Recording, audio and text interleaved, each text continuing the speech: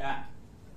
At dito, mayroong isang mayaman na araw-araw parang piyesta sa kanila. At mayroon din namang isang pulubi na nag-aabang ng malalaglag doon sa kanyang lamesa. At nangyari, sabi dito, namatay yung mayaman, inilibing.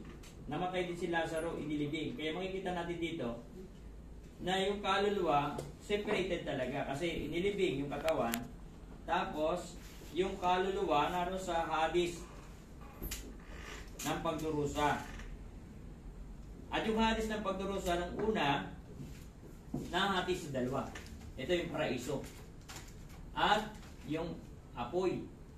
Kaya nung sinabi ng magnanakaw, Jesus, pagdating mo sa iyong karin, alalahanin mo ako. Ano sabi ng Panginoon? Ngayon din, kakasamahin kita sa paraiso. Dito yon. Nung hindi pa namamatay si Kristo, wala pang laman ang langit kasi hindi pa bayad. Pero nung binayaran na ng Panginoon ang ating kasalanan, tayo ngayon ay didirekta na sa langit. At yung langit na tinutukoy dito sa Bible, tatlo. Ang first heaven, yung ulap. Second heaven ay kalawakan o universe. At ang third heaven, yung kinaroroonan ng Diyos. At bago ka makarating sa kinaroroonan ng Diyos, may pagitan pang tubig, sabi sa Bible. Kasi nung pag binasa natin yung Genesis, sabi diyan, mabukod ang tubig sa ibabaw at sa ilalim. Pag binasa niyo yung Genesis chapter 1.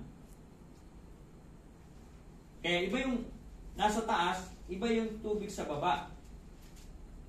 Kaya bago makarating sa kinaroroonan ng Diyos, may pagitan pa. Kaya kahit anong powerful na telescope ang gamitin, hindi makakaabot doon sa kinaroroonan ng Diyos.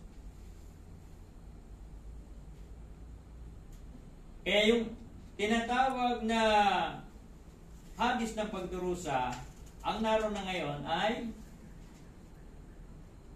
mga ano na lang apoy. Wala na yung tinatawag na paraiso na kinaroroonan ni Abraham. At mainit ang apoy. Sabi rito, Amang Abraham, sabi ng mayaman, baka pwede mong isugo si Lazaro. Ito po daliri niya sa tubig at pumunta rito sa akin. Eh sabi niya, hindi, may pagitan tayong bangin. Ito na lang, ikalawang o na lang, pinamamanik sa iyo, Amang Abraham. Isugo mo po sa bahay. At